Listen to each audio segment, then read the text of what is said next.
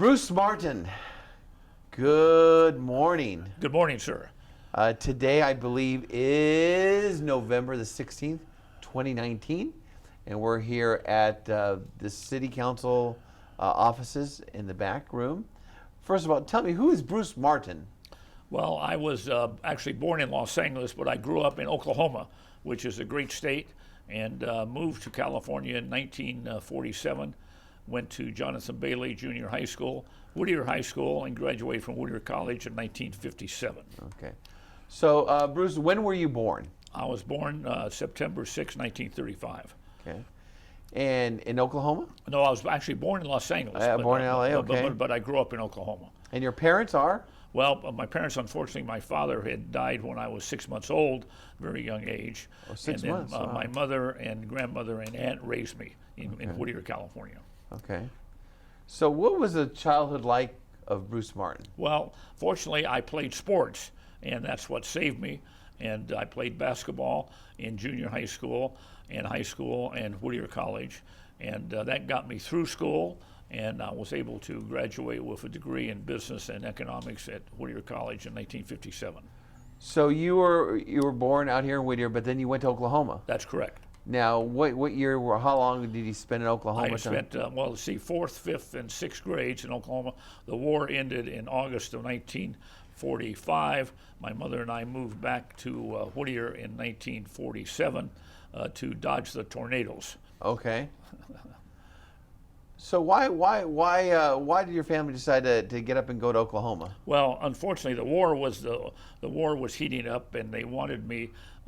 There was word that California could be invaded to the Japanese, for example, and so they wanted me to be at a safe place. So they sent me to Oklahoma. That's how I ended up in Oklahoma. Yeah.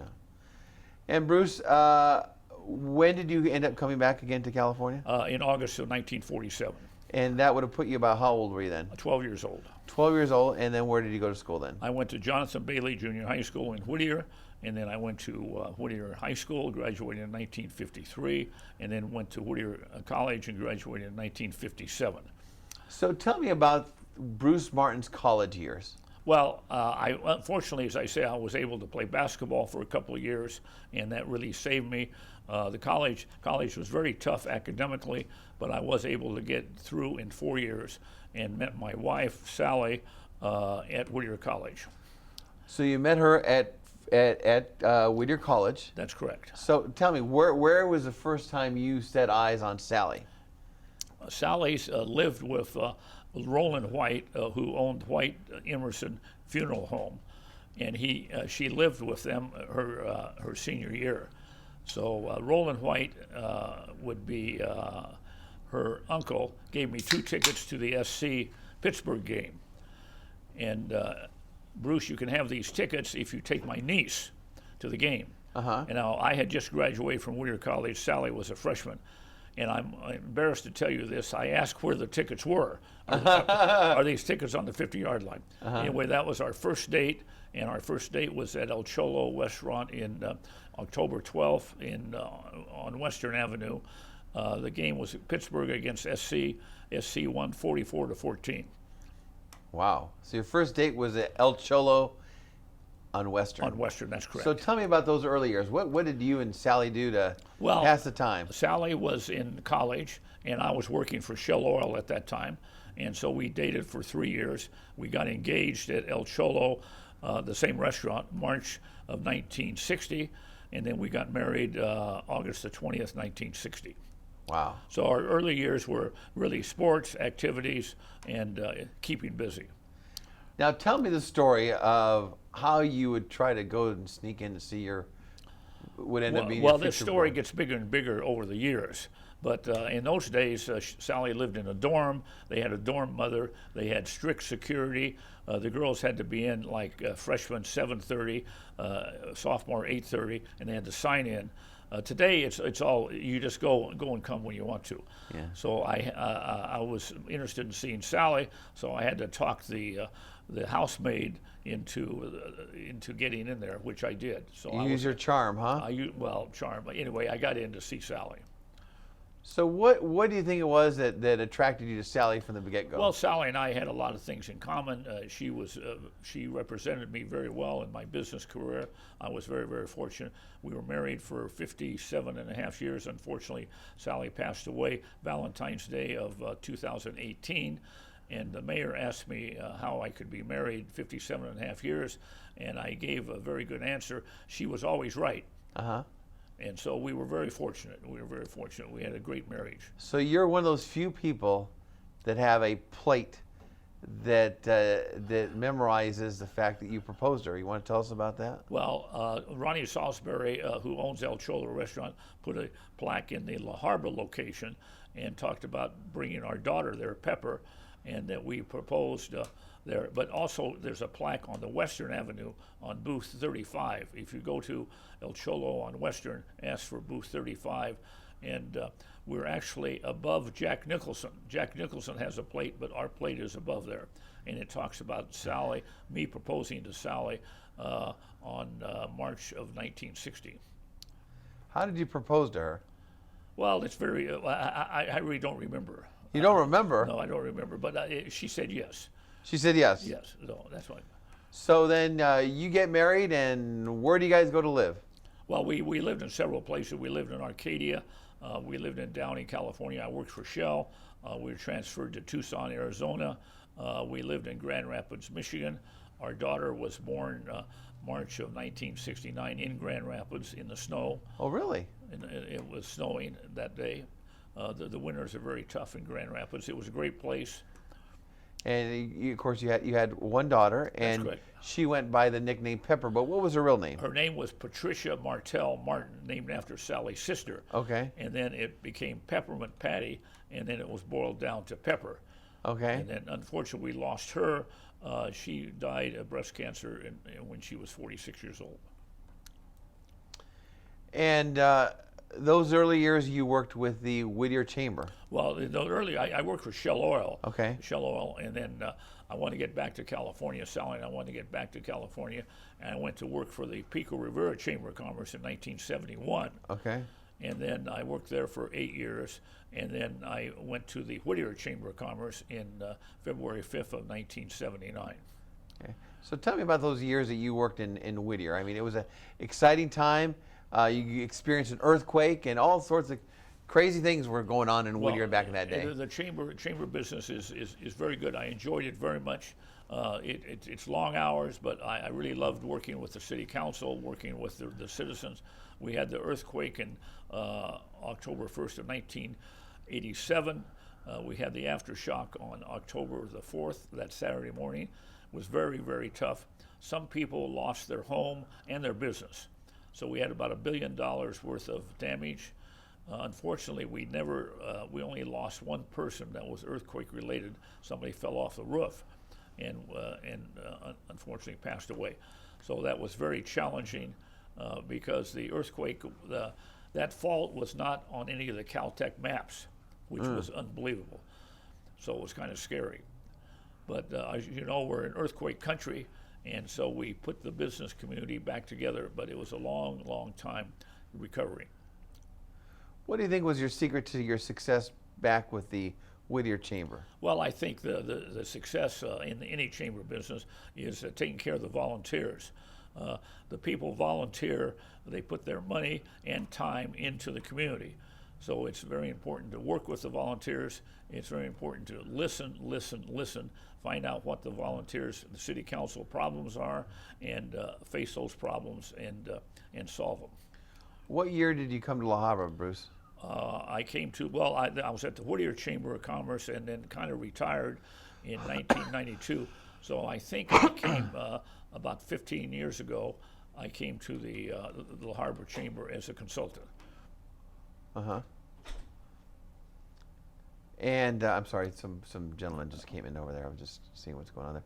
So you came to La Habra, and what year again? I'm sorry.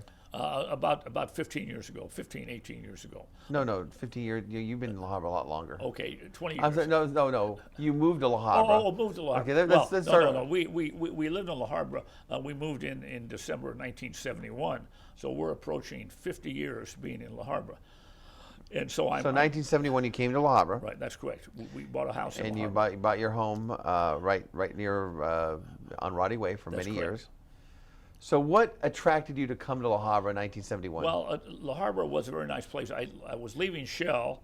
I didn't know how these jobs were going to work out, so I wanted to be someplace in central Orange County, and so La Habra was appealed to us, and we've been here ever since. And of course, Pepper went through all the schools here, and Sally was involved in the Girl Scouts, if I'm not mistaken. Girl Scouts. And Tell me then, about those early years of starting off your family. Of course, Pepper was born in 1969, and tell me about her childhood and you guys raising her in La Habra in those years. Well, Sally was a part-time teacher at Arboleda, and she loved teaching. Pepper went to Arboleda and then went to Sonora High School and graduated in '87, I think. Correct. And so it was great years. We had a lot of community activities. La Habra is a great place to live and work, and so we enjoyed it very much. And you and your family did do a lot of extensive traveling together as a family. We have. What were some of those activities that you did? Well, fortunately, we've been able to travel a little. We took Pepper to Europe several times. We have friends in Germany, and I think the biggest thing, we took Pepper to the Eastern Bloc before the wall came down, and that was quite an experience. And we stayed in East Berlin, and we came to the wall on the east side, and this girl came up to me. She spoke English, and I said, you'll have to come to California. I gave her my card, and she said, Mr. Martin, you don't realize we can't leave. And she burst into tears. Yeah. And so my daughter and Sally I never forgot that statement. The wall, fortunately, has come down since then. So Bruce, Tom Mock, we got a new city manager, Tom Mock, here in the city of La Habra. Yes. Approximately 17 years ago or something like that. Something maybe, like that, yes. Maybe a little longer. And then Bruce Martin came on the scene here in La Habra at the city of La Habra. So what was the position you were brought on as? Well, I was a marketing consultant. So my job is to work with the chamber, work with the city, bring in new businesses, work with the business community. We have a solid base here. We have Costco, we have Walmart, we have Home Depot, we have Target. We have some great sales tax producers in the city. You have an incredible gift of gab and making connections with people. Well, thank you. How does that come about, being Bruce Martin? I think it's natural ability. I think playing sports was a great factor in that. You have to work with your teammates. You have to communicate with your teammates. You have to show up on time at practice. You have to discipline yourself. So I think it comes naturally. One of the other people, a lot of people say, is Bruce Martin is the ultimate gentleman. Where did you pick up on those traits just to... Well, I think it's very important. I try to pattern myself not to use foul language, treat everybody with respect, no matter who they are, the doorman, the flight attendant, whoever you are, everybody's important. The waiter that serves the butter is important, and you treat everybody with respect and dignity, and that will get you a long ways. So over the years, I want to go back a little bit. I forgot to talk about this, but you were very involved when you were in Whittier, taking people to Sacramento. Yes. And then particularly students. Can you share that experience of taking students to Sacramento? I think it's very important because, somebody who would later become president. That's right. Somebody you met. Well, we had I added up. We took I went to 24 trips. We took students to Sacramento, varying 60 to 70 students, and that was before 9/11, so it was much easier then. But we got up at 4:30 in the morning, caught a 7 o'clock flight to Sacramento, spent the day in Sacramento, and then flew back the same day. So it was a great experience. Some of those students I see, they come up to me on the street and thank me for that trip. So it was Ronald Reagan was governor at that time. The governor always met with the students, and the plane was going to be delayed.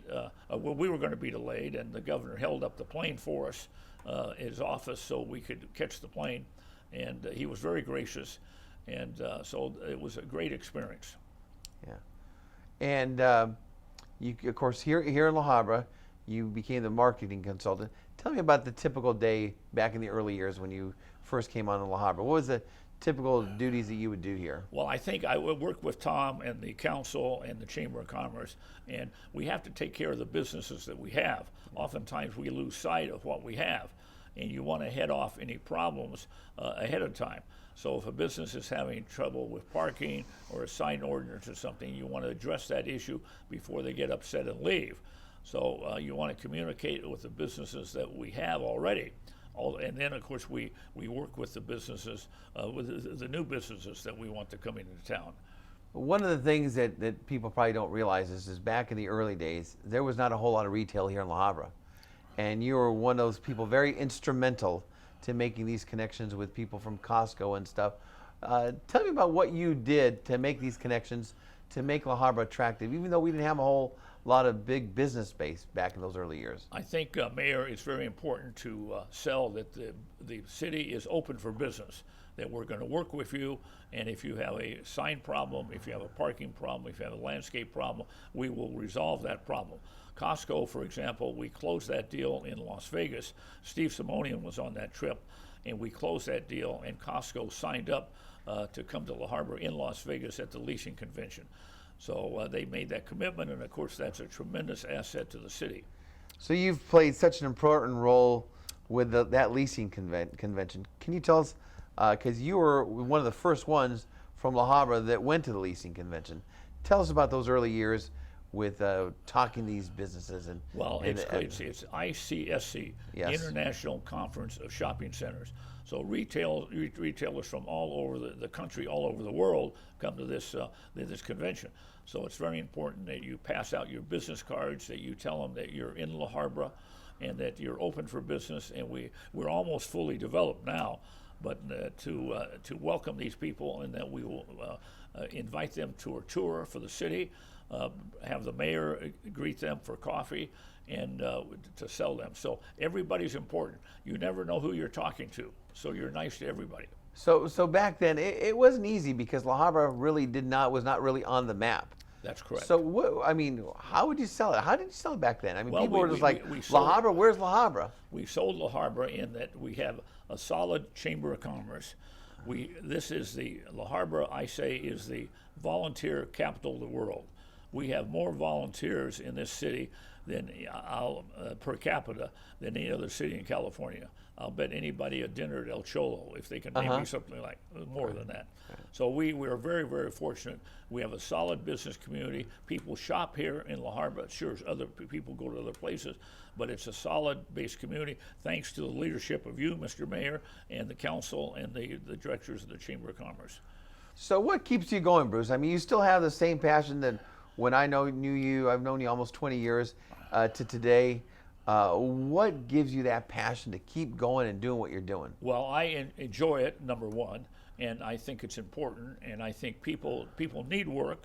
People need an objective, a mission, and my mission is to work with the city, work with the mayor, work with the city council and Chamber of Commerce, and to bring people into the city. So the biggest thing, and I tell the students, high school and college, get into something that you enjoy. Life is too short, and I enjoy my work very much. You know, when I first got on council, I was pretty feisty, and I was going to take on the world and do things my way, and I'm going to change this, change that. And, you go and you get to meet with people. But do you remember that words of advice that you gave me in those early years and what you've given to a lot of people in politics? Tell me again. Okay. In the early years, every time you come across somebody who's new in politics, you give them this word of advice. And this is a word of advice that you gave me. Do you remember what that word of advice was? You love them all. Okay. And you want to elaborate about that? Well, Mr. Mayor, it's very important to, again, treat everybody with respect and dignity, and you never know who you're talking to. So it's very important to talk to these people and on their level, and invite them for a cup of coffee, and whoever you work with, you love them all. Because you don't know when you're going to end up working with them, or you don't know who you're talking to. Yeah. And Chapman University has a great story. A guy came into Chapman University to meet Dr. Doty, and Doty gave him a tour, and the guy came back and said, "I like what I see. I'd like to make a donation to Chapman University." He wrote out a check for $10 million. Yeah, wow. So you never know who you're talking to. Right. So Bruce, you've been in the business a long, long time. What are your words of wisdom to somebody who maybe want to get involved in city government or politics? work hard. Again, respect people, and get into something that you enjoy. Get some mission statements that you want to accomplish. Don't take yourself too seriously. Compromise when you have to. Don't take a hard line. But the important thing is to get the job done. You have an incredible gift when I'm with you, or even when you're with somebody else. You make that person feel like $1 million. How do you get that gift to make people feel so special? Well, I learned from the governor of the state of California and the former president. You listen, and you find out what their objectives are and what their interests are, and then you latch onto that. So rather than you talk yourself, you listen. Ronald Reagan told us in Sacramento that he wanted to talk to the students, and so he listened 90% of the time. He did not lecture the students. He listened. Yeah. When you listen, what's the most important thing you've heard? Well, all kind of whatever their interests are, whether it be sports or politics or something else, you want to get along with everybody, and you want to get their hot button and talk to them on their basis. Bruce, what's been the most challenging project that you've worked on in La Habra? Oh, I think, the Costco project was very challenging in that the citizens filed a lawsuit, as you recall, and held up that project for about 3 years, which cost us a lot of money. Mm-hmm. So that was a big challenge. Costco, and fortunately the city council, had the courage to stay the course and to get that project done. So I think we had a lot on the line in Costco, but Costco stayed the course, and the council stayed in there, and we were successful in completing that project. The people who objected probably were some of the first customers that we had. You're absolutely right. You're absolutely right.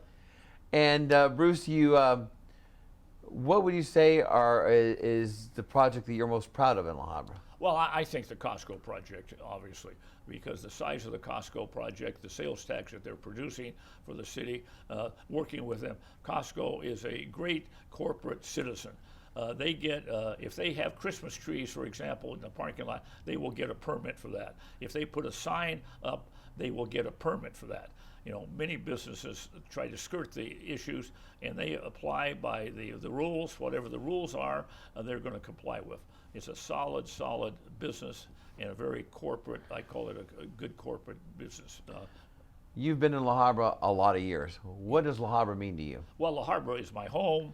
At first we were going to move to Whittier, we were going to move here and everything else. And La Habra is a great place. Our daughter went to school here. We have a great football team in La Habra. It's a great place to live. I can walk to El Cholo. I can walk to the bank. I can even walk to Starbucks if I want to. So it's a great community. You've spent a lot of hours behind the scenes and got to work with different people, the city council, staff members. What is probably your most memorable moment with working with all these people? Well, there's many, and I've enjoyed every minute of it. But again, I get back to Costco. Cutting the ribbon at Costco that night was very special when Jim Sinegal, the president of Costco, drove up in a rent-a-car and parked in the corner of the parking lot and walked across the parking lot to cut the ribbon. I credit that as the biggest accomplishment of my career. Does Bruce Martin have a motto in life? Well, you love them all, as I said. You love them all, and so that is my motto. Don't take yourself too seriously. Be sure to take time off to enjoy yourself. Enjoy life as you go along. But again, I enjoy my work, and I tell the high school students, get into something, make it not work. But I enjoy what I do, and I think that's the key to my success. We've had a lot of interesting trips to Sacramento, Bruce. Yes. You and I. Is there any that stick out to you or you remember in particular? Well, yes, you and I went to Sacramento. I got you in the governor's conference room, and you were concerned. The security people were there, but I knew the secretary from the Ronald Reagan days, and she let us in there. And I want to give you the VIP tour, and so that was fun. We went to Frank Fat's, which is a big hangout in Sacramento, and Maria Shriver was at the table next to us, and Anthony Hopkins, I think. So we were in the action. Now, as I recall, back when we were at Frank Fat's, you were in there, and you had this incredible gift of wanting to take pictures and making me feel like a VIP. You were a VIP. And Maria Shriver is in the table next to us, as well as Anthony Hopkins, and they were wondering, who is that guy over there? And you just kept taking pictures and taking pictures. I told them it's a mayor of La Habra. It's a mayor of La Habra, and very important. So that was fun. So you've made so many relationships with people, not only in La Habra, but in Whittier and all over the place. You have this incredible gift of knowing people's name, who their kids are. I mean, how do you do that? I can never do that. I cannot remember names. Well, it's I think it's training. You concentrate on their name. You concentrate on their kid's name. And of course, that anytime you can mention their children's names, that's a positive thing. So I think it's concentration.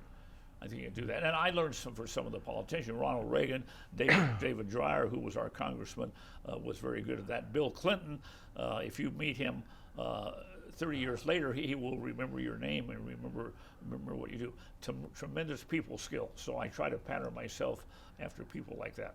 You know, Bruce, you're an incredible person, and life has not been easy for you at times. Been very tough. Very tough. You know, losing your daughter, losing your wife within a few years.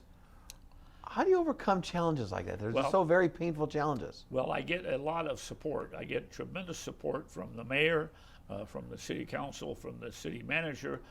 Each year, the city manager's wife invites me to lunch with a group, so I get a lot of support. And my wife and I were able to talk about this because they said Sally said you've got to keep your job with the city.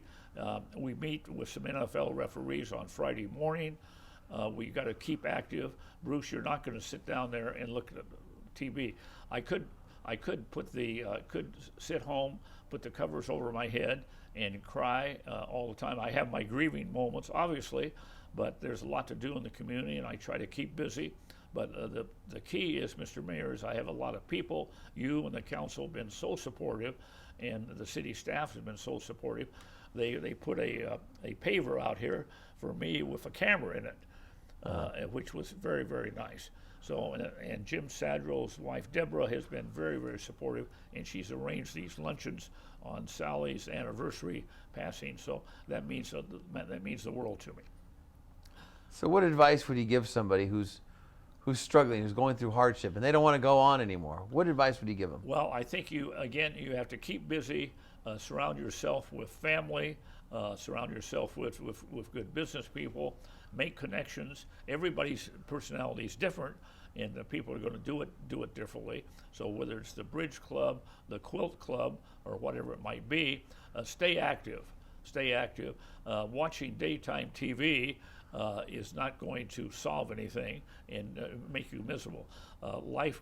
I guess you're not around watching Jerry Springer, huh? I do not. I hardly know who he is, but I think Days of My Life now is going off the air or something I read.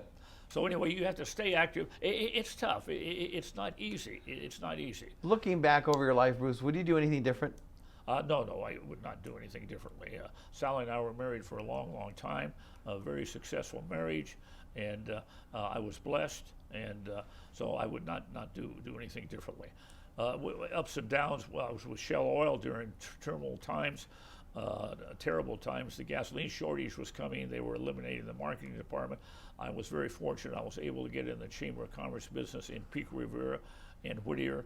And what I did is I live in La Habra, then I kept moving east. I started in Pico Rivera, then I came to Whittier, and now I'm in La Habra. So I'm finally at home now.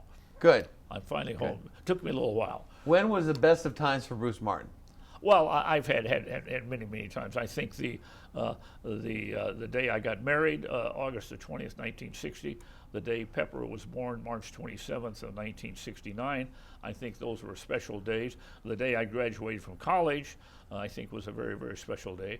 College was very tough for me. I was a social person. I wasn't interested in the books and everything, but I had from excellent tutors. I had some tremendous teachers.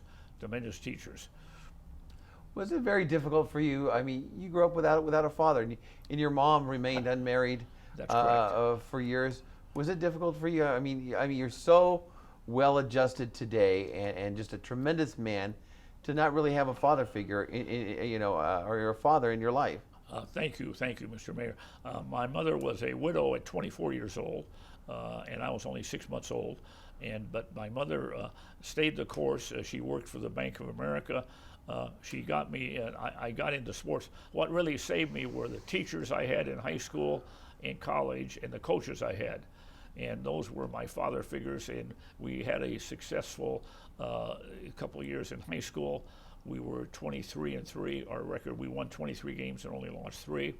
And I think my father's image was the coaches I had.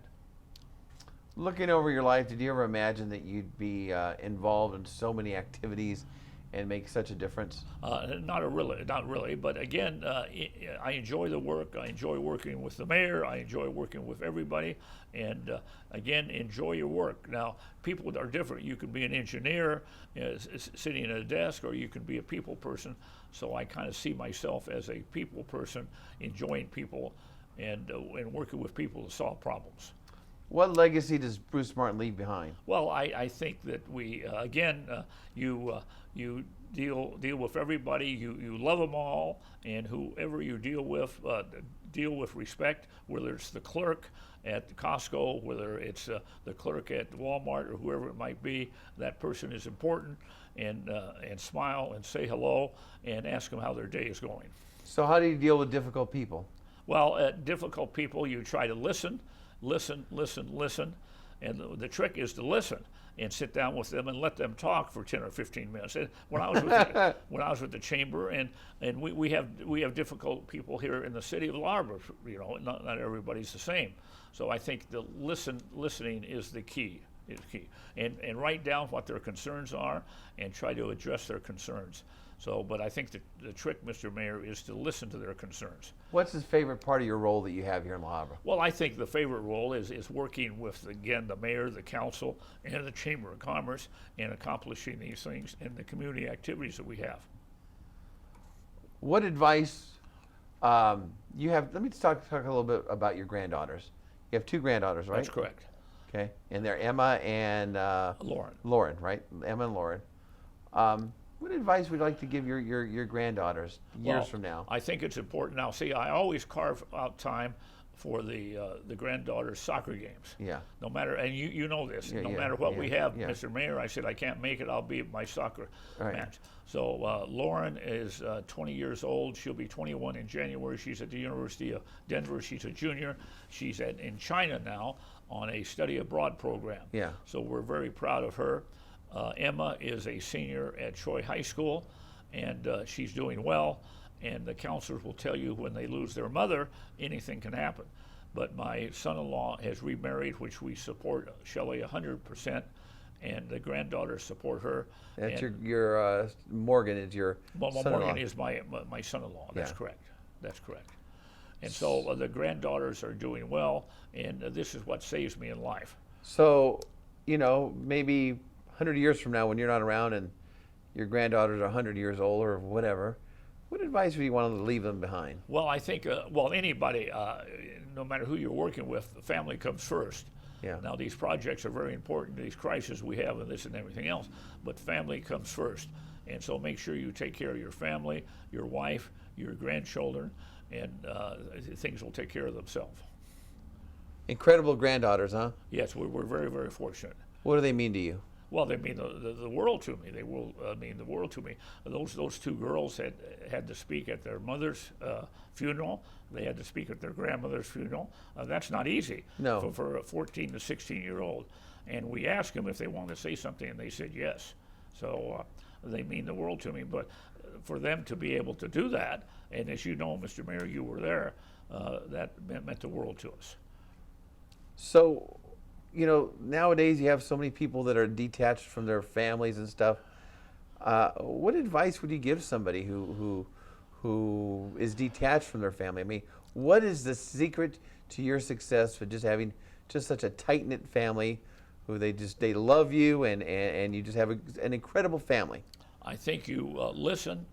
I keep saying Listen? that. Listen.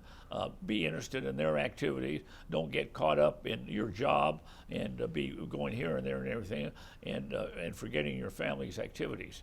So listen, and your family's activities are very important. What's the most important thing you've ever listened? What have you heard out there that you find is the most important thing that you've heard, or words of advice, or that you've heard or listened to? You listen. Yeah, that's right. What's the listen. best thing you've ever listened to? Well, with my wife's concern and my granddaughter's concern, I've listened to those concerns, and I think how they're doing in school and how they're doing in soccer is the most important things I have. Now, those are family. Remember that. That's not business. That's family. So I think the trick to my success is that I listen, and taking care of my family. Bruce, how would you like to be remembered? Well, as I said, you love them all. You deal with people with respect and dignity. And I would like to, on my tombstone, you could put then Paul White of White Emerson jokes all the time when we're going to put on your tombstone, and tombstone will say, "You love them all." Fill in the blank. Bruce Martin is? Well, Bruce Martin is a resident of La Habra and a marketing consultant for the city of La Habra, and a good family man. How's that? All right. Is there anything else you want to cover, Bruce? No. This has been a great opportunity. I appreciate talking to you, Mr. Mayor, and I appreciate those kind words that you said. And we want to continue La Habra going. And we have volunteers. You and I are going to be at a function tonight. We have tremendous volunteers. And again, it's the volunteer capital of the world. I mean, we just look at the organizations that we have. We have the Chamber of Commerce, we have the Lions Club, we have the Kiwanis Club, we have the Old Settlers, we have great, we have these neighborhood watch programs. We have tremendous attendance at that. You know, the police have trouble getting people to attend these things. So we have neighborhood organizations that are tremendous. When people ask you about La Habra, what do you tell them? I told them that La Habra is a very, very nice place to live. It's a family-oriented city. It's a great business community, great volunteers. You want to volunteer. There's all kind of volunteer work that you can do, and I encourage them to come to La Habra. If you could do one thing different in La Habra, what would it be? Well, you know, we've had so many things. I think we can maybe work on the homeless somehow. It's a very, very tough problem, but I think we have to solve that some way, somehow. We have to do that. So I would like to see that solved. We all would like to see that solved, but that's a tough problem. Last words of advice from Bruce Martin. Last word of advice, get into something that you enjoy. It's not work, and enjoy yourself. Carve out time for family, and make sure that you spend time with your family. And the business is not everything, but it's important.